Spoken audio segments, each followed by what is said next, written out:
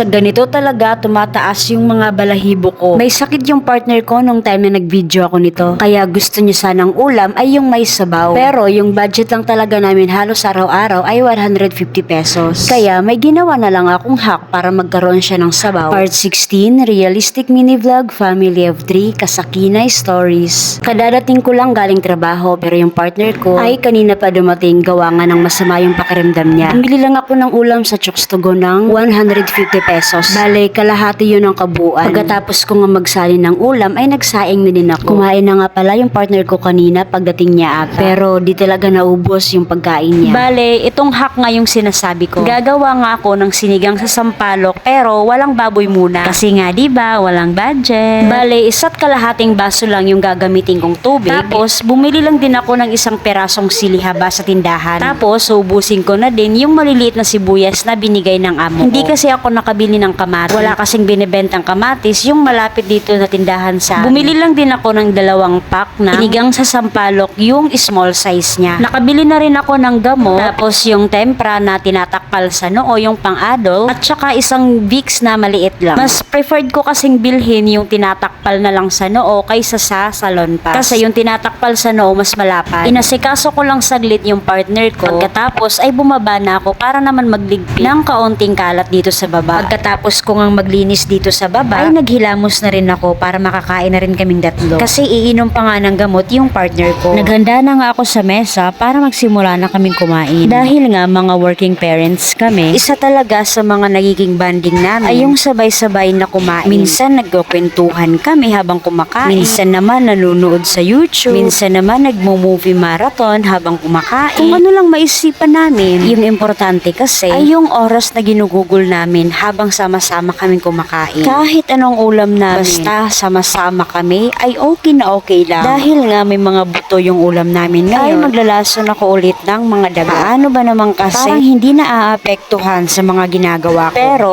wala sa vocabulary ko yung word na sumuko. Pasensya na rin kayo kung may mga naririnig kayong mga ingay habang nag-voice over nga ako. Wala pa kasi akong budget na bumili ng mic. Sinasapian nga ako ngayon ng kasipagan, kaya naman maghuhugas ako ng pinggan. Pagkatapos ko ngang maghugas ng pinggan, ay magwawalis-walis naman ako dito sa bahay. Napakaingay talaga ng paligid ko. Kaya super pasensya na talaga. Magwawalis lang ako pero parang hindi ko na ata kayang kasi nakaka-feel na din ako ng antok. Pero at least, gigising ako bukas ng umaga na malinis itong baba namin. Ako lang ba yung nakaka-feel na kapag gumising sa umaga na malinis yung bahay, ay productive talaga yung whole day ko. Madami talaga kayong mapapansin dito sa loob ng bahay namin na hindi pa talaga tapos. Pero at least, may nakikita kaming may napupuntahan yung mga pinagpapagura namin araw-araw. Dahil nga nagalason ako ng mga daga, again and again, ilalayo ko yung mga di dapat talaga gapangan ng mga daga. Pagkatapos nga nito, ay aakit na kami ng anak ko. Tapos, tingnan nyo naman yung nakita ko dito sa taas habang nasa kwarto kami.